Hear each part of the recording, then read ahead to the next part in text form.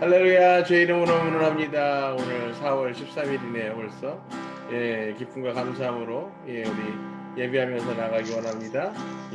성령 충만함으로 주님께서 붙들어 주시기 원합니다. 아버지 하나님, 우리 가운데 갑절로 기름 부어 주장하여 주시고 오늘 우리가 기쁨과 감사함으로 온전히 주 앞에 예배하며 나갈 수 있도록 주님 역사하여 주시옵소서. 오직 주님의 이름이 높임을 받으시고 찬양과 경배와 영광이 오직 주님 안에 있습니다. 홀로 영광 받으옵소서. 예수 그리스도 이름으로 기뻐 감사함으로 기도합니다. 아멘. 우리 오늘 찬송가 559장 사철의 봄바람 불어있고, 사철의 봄바람 불어있고 하나님 아버지 모셨으니 믿음의 반석도 든든하다. 우리 집 즐거운 동산이라. 고마워라 임마누엘, 예수만 섬기는 우리지. 고마워라 임마누엘, 복되고 즐거운 하루하루.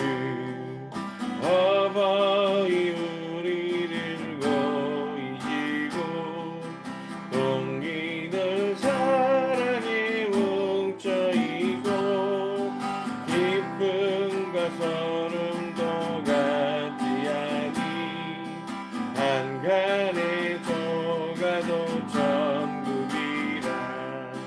고마워라 임마누엘, 예수만 섬기는 우리지. 고마워라 임마누엘, 복되고 즐거운 하루하루.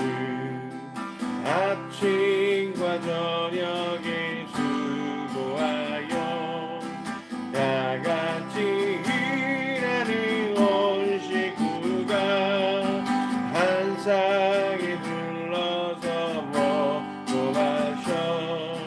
여기가 우리의 낙원이라.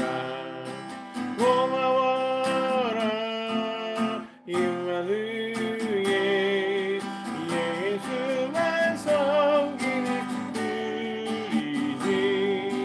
고마워라 임마누엘, 복되고 즐거운 하루하루. 아멘. 563장이죠. 예수 사랑하심을. 예수 사랑하심을 성경에서 배웠네. 우리들이 약하나 예수 권세만 또다. 날 사랑하시, 날 사랑하시.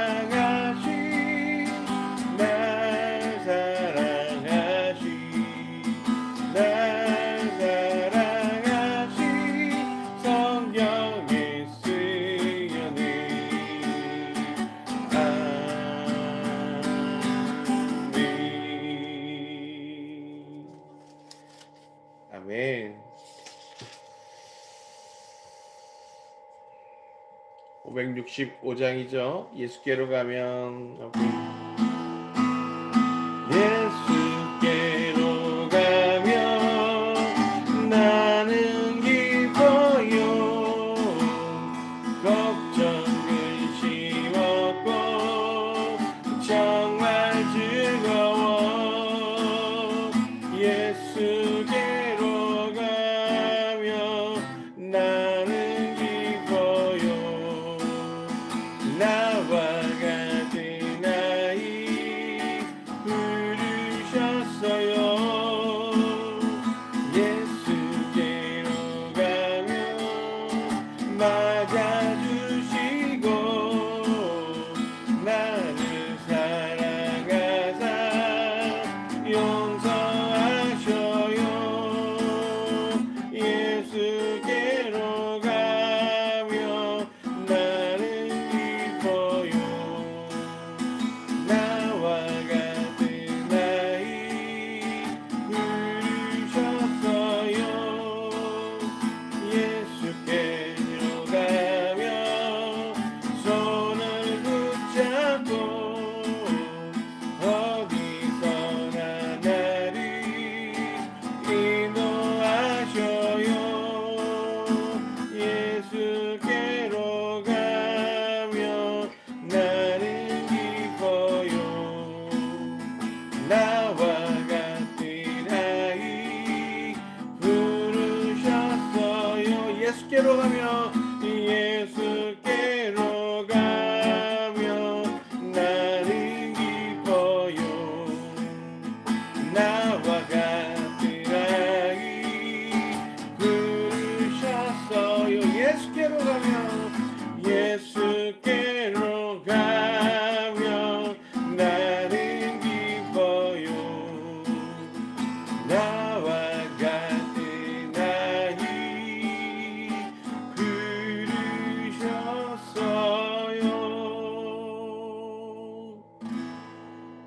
아멘. 우리 이 시간 기도하면서 나아갑니다. 성령 하나님, 오늘 또 우리 가운데 기쁨과 감사함으로 넘치는 은혜로 그렇게 주님과 대면하며 주의 이름을 높이며 찬양하며 경배하며 나가길 소망합니다. 오늘 이 시간 한 사람 한 사람 주의 성령으로 붙들어 주장하여 주시어서 오늘 그 심령이 뜨거워지고 주님과 더불어 호흡함으로 말미암아 생기를 회복하게 축복하여 주시옵소서. 이 복음의 말씀들 깨달아질 때 아버지 그 성령의 감동으로 우리의 그 삶들이 변화되어질 때 오직 주님과 연합하여 주의 나라를 이루게 하시옵소서. 모든 영광 주님 손에 올려드립니다. 예수 그리스도의 이름을 기뻐 감사함을 기도합니다. 아멘. 아멘. 자, 오바댜는 순식간에 한 장을 마치고 지나갔습니다. 또 오늘 또 소예언서의 한 아인 요나입니다. 요나는 워낙 여러분들이 요나서는 이 고래 이야기로 유명해서 다들 기억하시겠지만 이 요나 선지자의 역사적 배경이 조금 여러분들이 잘 알고 계시는지 우리 김한진 전선생님이 지난주에 설교하실 때에도 여러분들에게 질문했던 질문입니다. 북이스라엘이 가장 번성할 때가 어떤 왕 때였냐? 혹시 기억하십니까? 솔로몬이요, 솔로몬. 이거는 이제 그 예후다의 왕이고요. 솔로몬은. 아, 북이스라엘. 북이스라엘. 북이스라엘. 북이스라엘의 이제 가장 그 번창했을 때 왕은 누구였을까? 여로보암 2세. 제가 여러 번 말씀드렸어요. 우리 오사 때부터 그냥 계속 여로보암 2세. 그래서 이 여로보암 2세가 이 아모스 선지자나 호세아, 이 선지자들이 예언을 쏟아내고 선포하던 그 시기와 일치합니다. 그런데 지금 보시면 이 요나도 실제로 여로보암 2세 때의 선지자일 것으로 지금 예측되고 있습니다. 그러니까 지금 보면 이 북이스라엘이 여로보암 2세 때 최고의 전성기를 맞으면서 그 타락과 배도도 절정기에 다다르고 있다는 사실을, 그래서 하나님이 많은 선지자들과 예언자들을 그 땅에 나아가서 선포하게 하고 계시다 하는 것을 기억하시면 되겠습니다. 그런데 특별히 이 요나서는, 예, 하긴 뭐 오바댜도 사실은 특이하죠. 에돔의 멸망을 선포하는 예언서이잖아요. 예, 그런데 이 요나는 특이하게도, 예, 지금 어디에 그 예언을 그것을 맞추고 있나요? 혹시 여러분들은 기억하십니까? 니느웨가 어디예요? 니느웨. 아시리아 수도요. 예, 아수르의 수도이죠. 예, 그럼 니느웨, 근데 지금 이 요나가, 예, 그 심판을 선포하는 곳이 지금 어디예요? 하나님의 심판을 니느웨. 선포하는 곳이 어디냐면 바로 아시리아. 아수르의 수도라고 하는 니느웨에 가서 지금 네. 예언하고 선포하라는 것이에요. 왜 그러셨을까? 그리고 어떻게 이 지금 이스라엘과 예후다에 대한 예언이 아닌 니느웨에 관련되어 있는 이야기가 성경 안에 편집되어졌습니다. 이게 이제 오늘 이 요나서를, 예, 우리가 묵상하면서, 예, 역사적 배경 안에서 이해해야 되는, 예, 전체적인 이야기들입니다. 요나서가 왜 중요하냐면 이스라엘의 하나님이 그 이스라엘 이외의 다른 민족들에게도 동일한 구원의 은혜와 그 주님의 기회를 허락하고 계신다 하는 사실을 분명하게 증거하는 것이 바로 이 요나서이기 때문입니다. 지금 성경은 지극히 이스라엘 중심의 선민 사상으로 가득 채워져 있습니다. 그래서 이스라엘은 하나님이 구원하시는 민족, 그리고 이스라엘이 아니면, 그 이스라엘 편에 서지 않으면 모두 이스라엘의 대적이 되어서 심판을 받게 될 민족, 이렇게 이해하는 것이 유대인들의 사고였다면, 오늘 이 요나서를 통해서, 예, 기록되어져서 전해지고 있는 복음의 메시지는 하나님은 모든 피조물들을 그 사랑으로 구원하시는 범우주적 창조주이시다 라고 하는 것을 나타내고 증거하고 있는 겁니다. 그렇지 않다면 요나가 아수르의 수도인 니느웨에 가서 회개하라고 촉구할 이유가 없는 거예요. 첫 번째, 여기서 질문. 그러면 니느웨 사람들은 야훼 하나님을 알았을까? 두 번째, 야훼를 믿는 자들이 있었을까? 아니면 요나를 니느웨에 가서 전도하라고 보내신 건가? 자, 이런 내용들에 대한 질문을 오늘 묵상하면서, 예, 요나서를 앞으로 묵상해 가면서 답을 함께 찾으시면 좋겠다 싶습니다. 오늘 요나서 1장, 예, 제가 봉독하면서, 예, 나아가겠습니다. 여호와의 말씀이 아미타이의 아들 요나에게 있었다. 일어나 그 큰 성 니느웨로 가서 그곳에다 외쳐라. 참으로 그들의 악이 내 앞에 올라왔다. 그러나 요나는 여호와 앞으로부터 타르시시로 도망하려고 일어났다. 그가 야포로 내려가서 타르시시로 가는 배를 발견하여 배삭을 주고 여호와의 앞으로부터 타르시시로 그들과 함께 가려고 배를 탔다. 여호와께서 큰 바람을 바다로 던지시니 그 바다에 큰 폭풍이 일어나 그 배가 금방 부서지게 되었다. 그러자 뱃사람들이 두려워하여 각자 자신의 신에게 부르짖으며 배 안에 있는 짐들을 바다로 던져 그들을 위하여 배를 가볍게 했다. 그때 요나는 배의 끝으로 내려가 누워서 깊이 잠들어 있었다. 선장이 그에게 다가가서 말하였다. 당신이 깊이 잠들어 있다니 어찌된 일이요? 일어나 당신의 신에게 외치시오. 혹시 그 신이 우리를 다시 생각하셔서 우리가 망하지 않을지. 그들이 서로 말하였다. 자, 우리가 제비를 던져 누구 때문에 이 악이 우리에게 있는지 알아보자. 그들이 제비를 던지니 그 제비가 요나에게 떨어졌다. 그들이 그에게 말하였다. 자, 이 악이 누구 때문에 우리에게 있으며 당신의 직업이 무엇이며 당신은 어디서 왔으며 당신의 땅은 어디며 당신은 어느 나라 백성인지를 우리에게 말해보시오. 그가 그들에게 말하였다. 저는 이브리인입니다. 바다와 육지를 만드신 하늘의 하나님 여호와를 저는 경외합니다. 그 사람들이 크게 두려워하며 그에게 말하였다. 당신이 무엇을 행했소?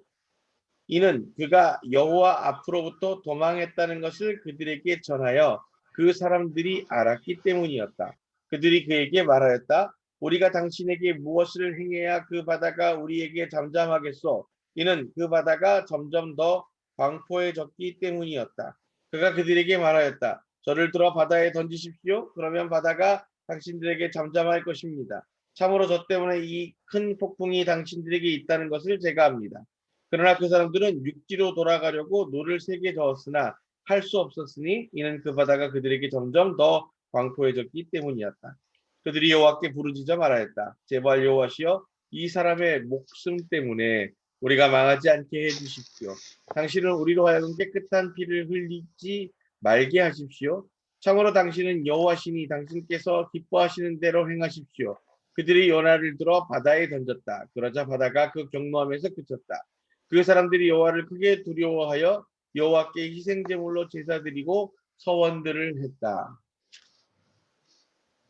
오늘 이 요나서 1장의 내용에 아주 재미난 내용들을 엿볼 수 있습니다. 여러분들은 지금 이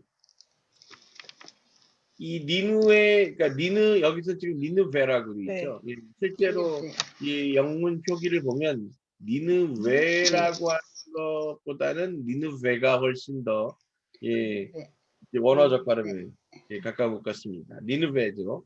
니느베에 가서 그곳에 외쳐라. 참으로 그들이 내 앞에 올라왔다. 그들이 아수르가 지금 악하다는 얘기예요. 그런데 그들 앞에 가서 외쳐라라고 얘기하시는 거죠. 두 가지로 생각할 수 있습니다. 오바댜를 통해서 에돔의 멸망을 선포하게 하신 하나님. 그러나 에돔은 분명히 이스라엘과 연관이 있었어요. 예후다와 연관이 있었습니다. 왜냐하면 그들은 한 핏줄이었기 때문이죠. 그래서 이 성경에 이 오묘한 이 편집이 여러분들이 느껴지시는지 모르겠습니다. 지금 자 예후다에 대한 그 패망에 대한 그 저주, 북이스라엘에 대한 하나님의 심판에 대한 경고, 이것들을 통한 다음에 그 다음이 에돔에 대한 경고, 그리고 이제 그 다음이 뭐냐면 북이스라엘이 어디에 망해요? 아수르. 아수르에게 망하죠. 그런데 그 아수르에조차도 하나님이 이스라엘 패망의 심판의 도구로 쓰이는 아수르에조차도 하나님께서 그들에게 그 죄에 대한 징치하심을 미리 예언하고 선포하고 계신다는 것입니다. 자, 첫 번째는 그것이고요. 두 번째는 이것이 사실은 야훼 신앙이 이스라엘에만 국한되지 않고 있었음을 증거하는 증거이다 라고 주장하는 신학들도 상당히 많습니다. 자, 이제 여기서 질문. 과연 이스라엘만 야훼를 섬겼을까? 아닐 것 같아요. 그러면 야훼를 섬기는 민족들이 더 있었다? 그랬을 것 같아요. 최소한 이름은 들어봤을 텐데. 하나님은 그 신을 섬기고 있는 그 백성들을 모른 척 하셨다. 이스라엘이 아니기 때문에. 아니죠. 그러면 모압하고 암몬도 하나님께서 그들에게 그 땅을 주셨다라고 얘기하실 정도로 그들도 하나님을 섬겼던 거라고 생각이 되고요. 네. 그리고 그들의 신들 중에서 야훼도 그 안에 있었다라는 거. 이제 그들이 섬기는 신들 중에서. 사실은 종교 다원주의가 여기서 시작됐어요. 그렇죠. 이게 무슨 얘기냐면 야훼를 알고 야훼를 개인적으로 선택하여 택했던 신앙들이 곳곳에 있었다.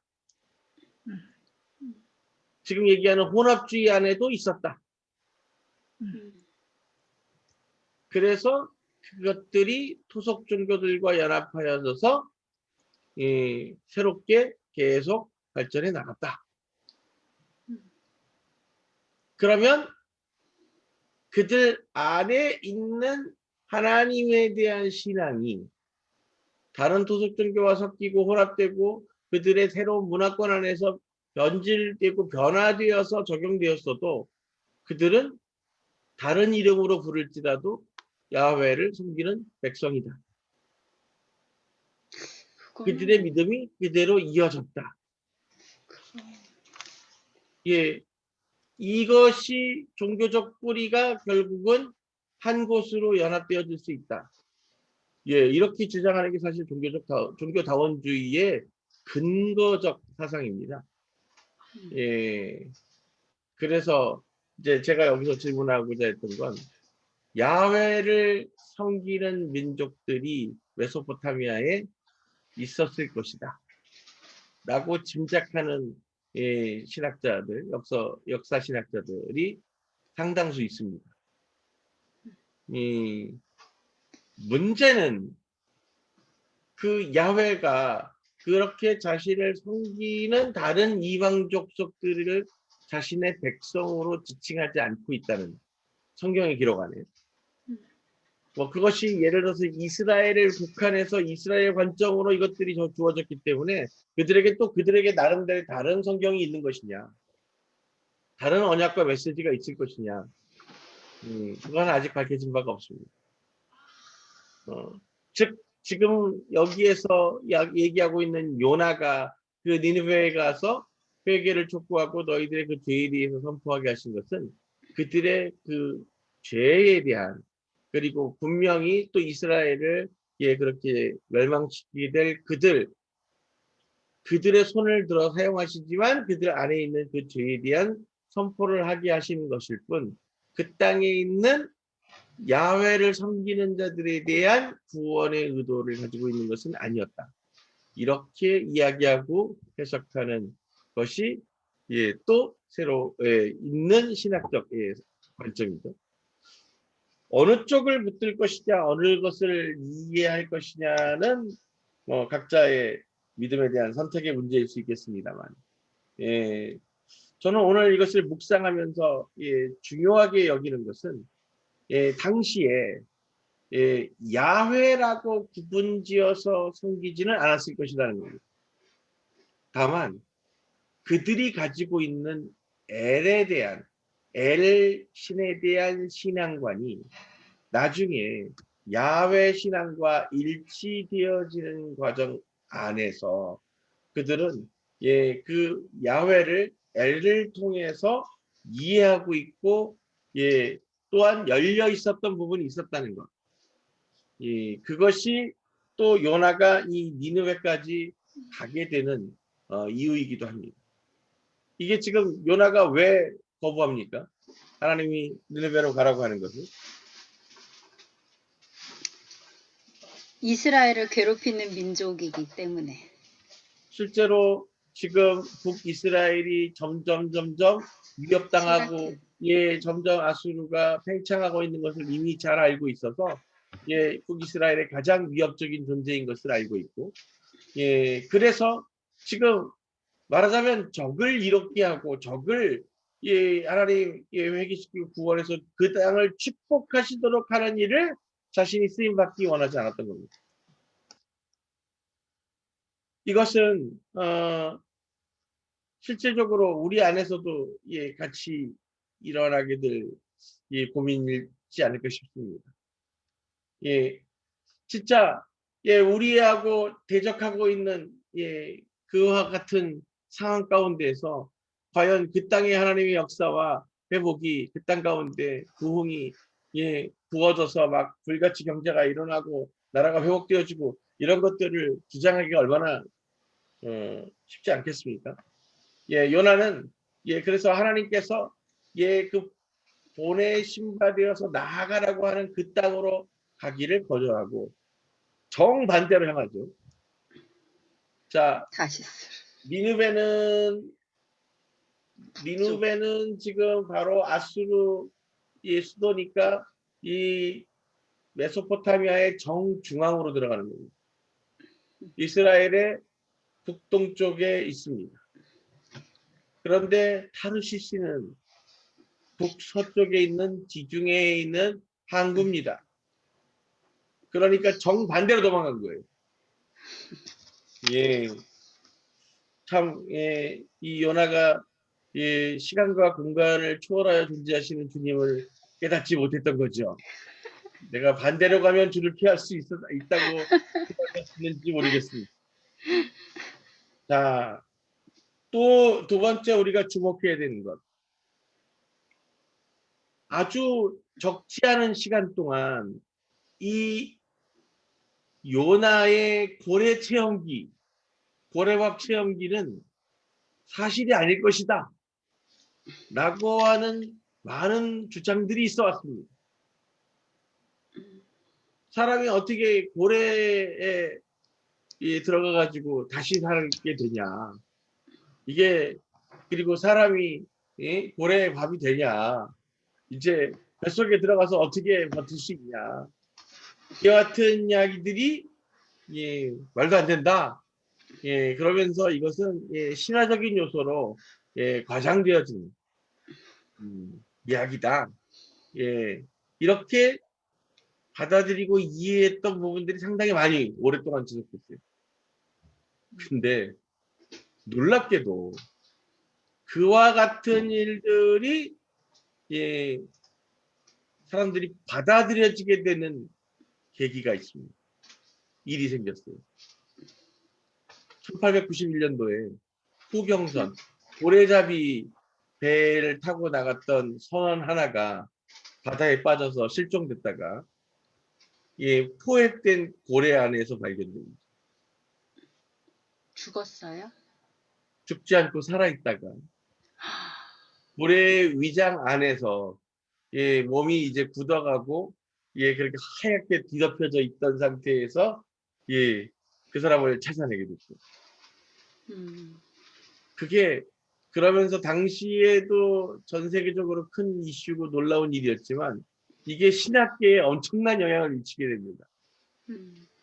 무슨 얘기냐? 그 사건을 계기로 요나의 이야기는 신화가 아니라 실제적 사건이다 라고 하는 것에 증명처럼 사용되기 시작한 거죠.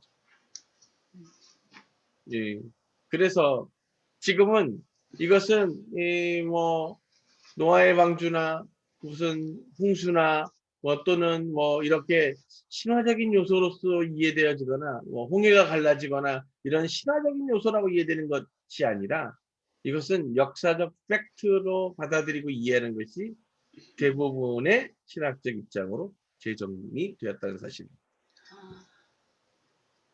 놀랍죠? 전무후무한 그 이후에 그와 같은 유사 사례가 또 있었느냐? 없습니다. 아직. 피노키오 할아버지. 팩트가 아니죠. 제피토 할아버지. 팩트가 아닙니다. 팩트가. 자, 지금 이제 또다시 오늘 1장에서 우리가 주목해야 되는 것 한 가지. 지금 이제 이 요나의 이 선상에서의 이야기, 그 다음에 고래의 뱃속에서의 3일 이야기는 예수 그리스도에 대한 예표로 사용되고 있습니다. 즉, 그 요나가 지금 선상에서 지금 잠들어 있잖아요. 갈릴리 바다에서 잠들어 계시던 배꼽을 대고 주무시던 그 예수님을 깨우던 제자의 이야기와 오버랩되고요. 고래 안에서 3일을 지낸 후에 다시 그 고래가 입을 벌려서 살아나게 된 이야기. 이것은 예수 그리스도의 십자가에서 죽으신 뒤 사흘 만에 부활하는 사건과 오버랩됩니다. 그래서 그것을 또 그 예표로 그래서 지금 이 요나가 니느웨에 가서 하나님의 말씀을 선포하고 회개를 촉구하는 것. 그래서 그들 결과가 어떻게 돼요? 결과가 니느웨가 놀라운 회개의 일들이 일어납니다. 그와 같은 것들을 그대로 예수 그리스도가 이 땅에 오셔서 믿지 않는 자들, 하나님을 대적하던 자들에게 복음을 전파하심으로 그들로 하여금 돌이키게 하는데 주가 일하셨음을 또 오버랩해서 보여주게 된다. 그렇게 이해되어지는 부분들이 있습니다. 그래서 이 요나를 구약의 예수 그리스도의 예표의 한 가지로 이해하고 설명하고자 하는 노력들이 많습니다. 그리고 보십시오. 이 요나가 지금 선원들에게 얘기하는 거잖아요.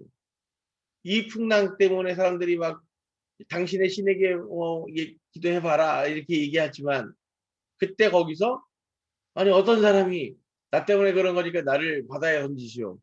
그렇게 얘기할 사람이 있냐고요. 그게 나 때문인지 알아도 절대 얘기를 안 하지.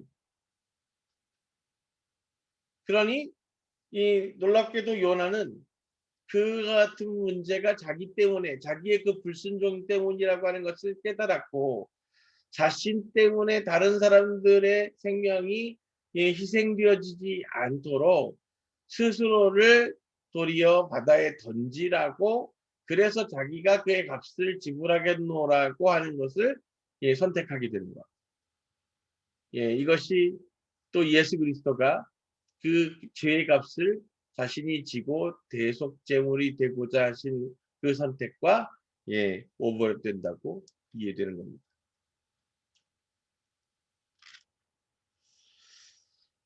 뭐 이제 저희가 이 요나서 앞으로 몇 장을 이제 더 이렇게 4장까지인가요? 요나서가 그럴 건데 5장이 있나?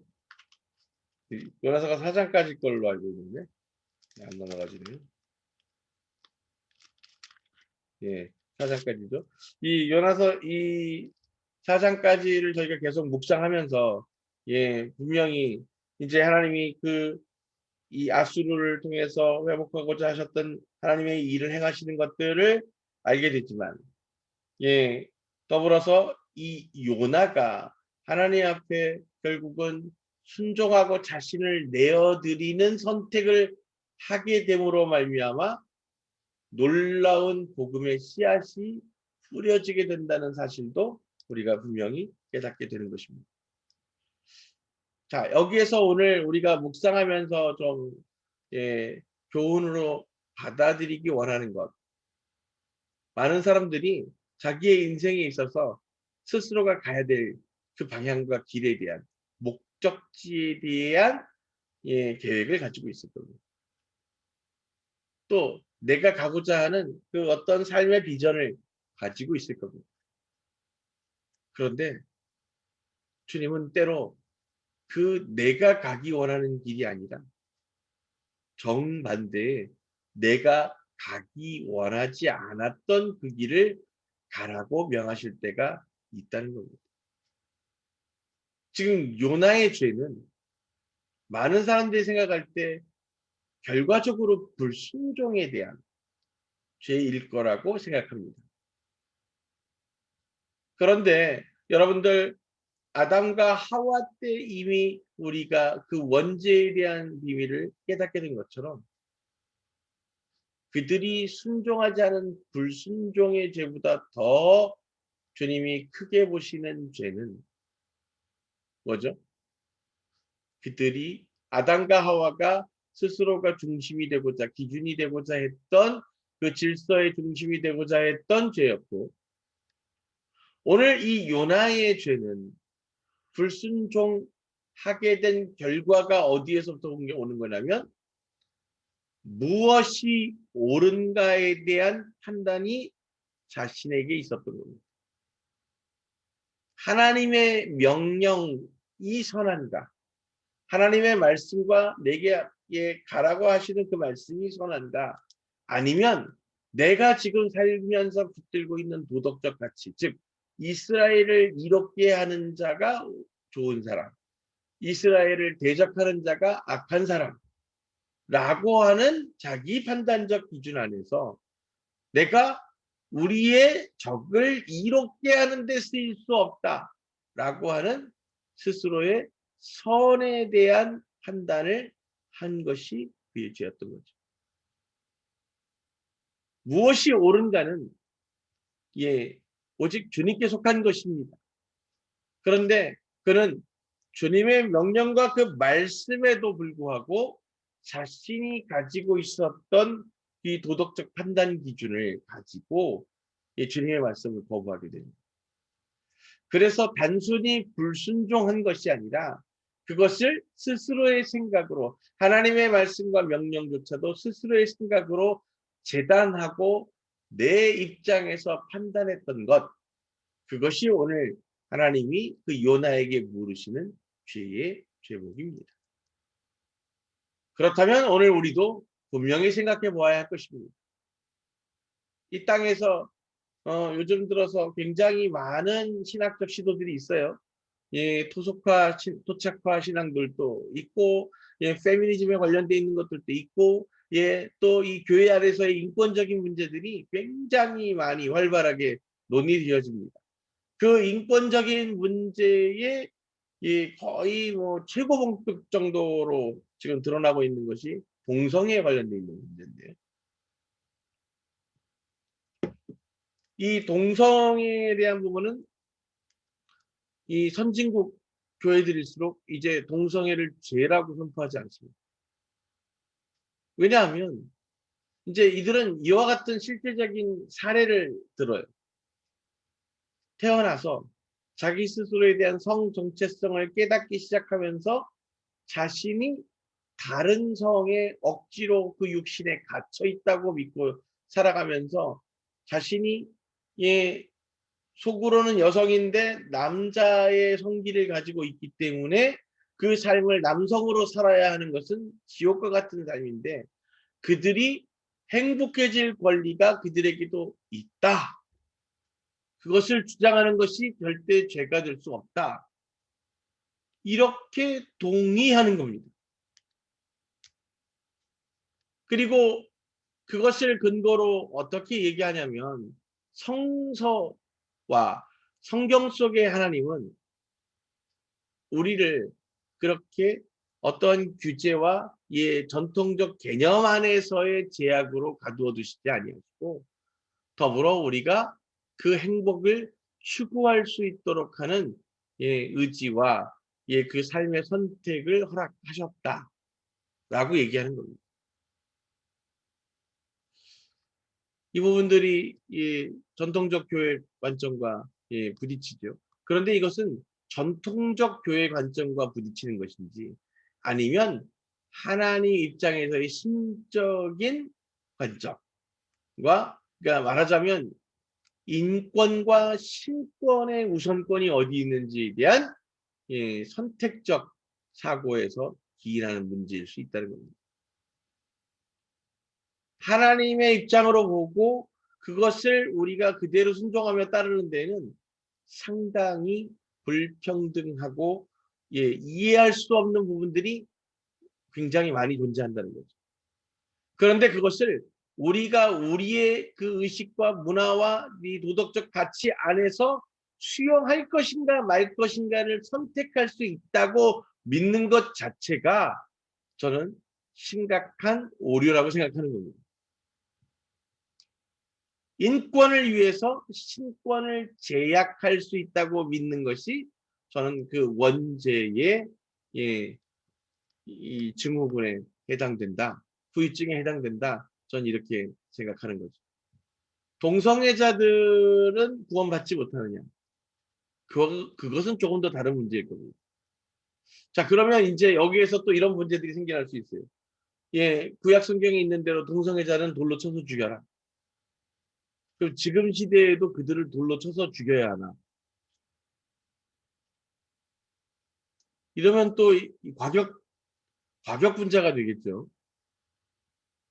그런데 그러면 그건 성경 안에서의 불순종입니다. 성경을 문자적으로 이해할 거죠. 어떤 건 문자적으로 이해하고 어떤 건 또 문학적으로 문화적으로 이해하고 수용할 것입니다. 이 선택적 수용에 대한 기준은 누구에게 있는 것입니다.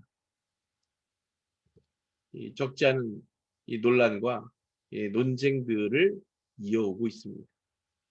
오늘 여러분들은 어떻게 생각하고 계시고 그것들에 대한 어떤 선택을 하고 계십니까? 오늘 이 성경은 요나에게 하나님의 말씀에 스스로의 판단의 기준을 가지고 하나님의 뜻에 반대해서 정반대의 길로 간 이 요나를 주님이 그렇게 바다 위에 던져지는 신세가 되어서 심판하는 그 길을 겪게 하고 계시는 겁니다. 그럼에도 불구하고 주님은 요나를 죽게 하지 아니하시고 되살린 바 되시죠. 다시 살게 하셔서 그 주의 목적을 이루시게 됩니다. 여기에서 지금 성경은 이렇게 기록되어 있습니다. 여러분들 2장, 3장, 이제 4장 이렇게 묵상해 보시면 그래서 결국은 바다에 뛰어들었다가 어떻게 돼요? 고래 안에서 있었던 거죠. 그러면서 그 뱃속에서 있다가 이 고래가 가서 입을 열어주니까 그게 이제 그렇게 해서 니느웨로 이제 다시 가게 된 거잖아요. 깨달아서. 그래서 가서 거기서 메시지를 선포하니까 그 땅에 있는 자들이 회개하고 돌이켜서 놀라운 역사가 일어났다. 뭐 이런 얘기잖아요. 네. 요게 그 탈무드에도 기록되어 있습니다. 요나의 이야기가. 근데 탈무드에 기록되어 있는 얘기는 조금 다릅니다. 그러니까 탈무드에는 이렇게 돼 있어요. 요나가 도착해서 설교를 선포해서 그들이 즉각적으로 회개했다가 아니라 가서 전했는데 결론적으로 그들이 듣지 않았고 아무도 귀담아 듣지 않아서 요나가 돌아가는 길에 이제 그 고래를 타고 돌아가게 됐죠. 순서가 좀 다른 겁니다. 고래를 타고 돌아가게 되고 거기에서 죽다 살아나서 다시 니느웨를 방문하게 되는데 그랬더니 그 땅에서 놀라운 변화가 있었다. 이런 식으로 지금 탈무드에는 기록되어 있습니다. 어쨌든 오늘 지금 이제 기억하십시오. 요나를 그래서 자기 스스로를 제물로 삼아서 하나님께 던져드려라 라고 얘기하고 사람들이 그를 경노하는 바닷속에 던졌더니 바다가 잠잠해졌다. 이렇게 돼 있잖아요. 그리고 16절 그 사람들이 여호와를 크게 두려워하여 여호와께 희생제물로 제사드리고 서원들을 했다 그랬어요. 자, 여기에서의 이제 오늘 마지막 질문입니다. 무슨 서원을 했을까요?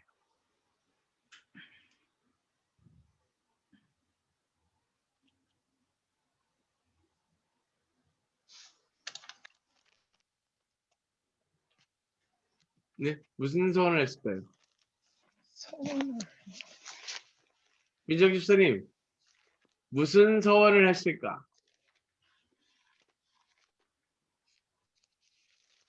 하나님의 말씀대로 따르겠습니다. 말씀대로 따르겠습니다. 네. 여기에서의 서원들은 혼합주의적 신앙에서 야훼 하나님만을 섬기겠습니다로 추측되어집니다. 지금 여러 가지 다신을 섬기고 있잖아요. 그래서 그런 우상 섬김들에 대한 문제들이 있지 않습니까? 야훼만 섬기는 것이 아니라 다른 우상들을 같이 겸하여 섬기고 있었는데 이 야훼 하나님의 놀라운 것에 크게 두려움을 느끼고 그들이 우리는 야훼만을 섬기겠습니다 하는 서원을 올려드리게 되는 겁니다. 자, 이거 아주 놀랍고도 간단한 이야기인데요. 사람들이 야훼를 만나면 야훼 앞에 꼬꾸라지고 엎드려지고 다른 모든 것들이 포기되어지는 겁니다. 선교라고 하는 것, 전도라고 하는 것은 여기에서 시작되는 거라고 믿습니다. 야훼를 보여주고 만나게 하고 경험하게 하는 것으로 그 모든 것을 이룰 수 있는 겁니다. 근데 자꾸 설명하고 가르치고 하는 것으로 전하려고 하니 그들에게 와닿지 않고 이해되지 못하고 공감되어지지 못하는 겁니다.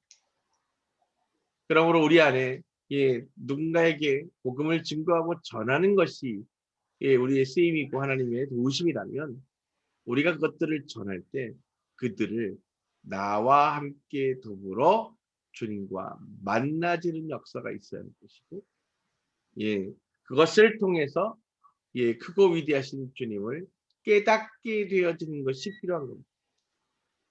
그러려면 우리 안에 내가 먼저 주님과 더불어 온전한 관계 가운데 더불어 성령 충만한 상태로 유지되고 있어야 그것이 가능하지 않겠습니까? 오늘 우리가 그래서 이 마지막 절을 묵상하면서 다시 한번 우리가 소원하기를 원합니다. 우리가 야훼만을 섬기겠습니다. 나 자신을 의지하지 않겠습니다. 세상의 지식과 과학이라고 하는 것들에 내가 하나님의 그 신앙과 그 믿음이 도전받지 않도록 하겠습니다. 내가 어떠한 상황과 환경 가운데에서라도 내가 이해할 수 없는 그 문제들이라도 주께서 말씀하시면 그것을 내가 먼저 순종함으로 주님을 신뢰하는 믿음 안에 거하기를 원합니다. 라고 여러분들이 함께 구하며 나아가시게 되기를 예수 그리스도로 축복합니다. 잠깐 기도하시겠습니다. 하나님, 우리가 우리의 그 삶의 자리에서 상황과 환경에 따라서 아버지 그 주님의 말씀들을 새롭게 이해하고 새롭게 적용하고자 노력하지만 그 복음의 진리는 시대와 공간을 초월하여서 여전히 사실이고 그것만이 유일한 가치이고 온전한 주님과의 언약됨을 분명히 깨달아서 아버지 그것이 상황과 환경에 따라서 변화되지 않는 가치인 것을 우리가 분명히 깨닫게 되기를 원합니다. 그러므로 그 주님께서 우리를 위해서 피 흘려주시고 그 대속제물이 되셔서 화목제로 주님과의 관계를 회복하게 하시고 그것으로 말미암아 우리 모두를 구원하고자 하시는 주님의 크신 은혜와 사랑이 우리 안에 풍성히 누려지게 하시고 그것으로 말미암아 온전히 주님과 연합되어지도록 주님 축복하여 주십시오. 더불어 우리 주와 야훼 하나님은 이스라엘에만 국한되어지시는 하나님이 아니라 온 우주 피조물 그가 지으신 그 모든 세상을 사랑하시고 함께 더불어 구원하시는 하나님이심을 이 시간 기쁨과 감사함으로 고백합니다. 그 하나님의 은혜가 오늘 나에게도 임하여서 넘치는 은혜 가운데 주님과 연합하게 축복하여 주시옵소서. 지금은 우리 주 야훼 하나님의 놀라우신 은혜와 예수 그리스도의 그 무한하신 사랑하심과 성령님의 감화감동 교통하심이 오늘 주께서 나를 이끌고 인도하시는 대로 내가 그것을 온전히 이해하지 못하는 그 순간까지도 그 믿음을 포기하지 않고 주님 손에 붙들려 있기를 원하는 거룩한 주님의 백성들 머리 위에 그 믿음을 유업으로 붙들어 사랑하는 가족들을 통해서 그 자녀들을 통해서 유산으로 전하기 원하는 거룩한 주님의 자녀들 머리 위에 그리고 다시 오실 주님의 길을 끝까지 인내함으로 감당하는 온전한 주님의 신부들 머리 위에 지금으로부터 영원토록 함께 하시기를 간절히 축원합니다. 아멘. 아멘. 네, 그렇습니다. 우리가 오늘 주님과 더불어 동행하시는 은혜의 시간, 귀한 시간 되시길 원하고 우리 또 지난주에 감기로 고생했던 우리 검성 지혜 우리 또 집사님네 에데니까지 그래서 좀 하나님께서 특별히 더 깊이 만져주시고 속히 회복시켜 주시기를 위하여서 좀 함께 기도해 주시면 좋겠습니다. 그리고 그 기도 제목들이 있으신 분들은 좀 같이 이렇게 좀 공유하고 나눠주시면 좋을 것 같고요. 이제 부활절이 지나고 나면 곧 이어서 닥치는 절기가 있죠. 오순절. 네, 그렇습니다. 이제 성령감림절, 오순절이 다가오고 있잖아요. 예. 그래서 여러분들 이 절기에 맞춰서 하나님께서 부으시는 놀라운 은혜들이 있을 것인데 그것들을 누리시는 은혜들이 되시기를 다시 축복합니다. 그래서 예, 그 오순절을 소망하시면서 좀 예, 그렇게 준비하십시오. 예. 샬롬, 평안하십시오. 내일 수요 예배로 예, 제가 함께 합니다. 여러분들 기억하실 줄로 믿고요. 내일 뵙겠습니다. 네, 내일 샬롬. 뵙겠습니다. 샬롬. 샬롬. 아, 네, 전사님, 네.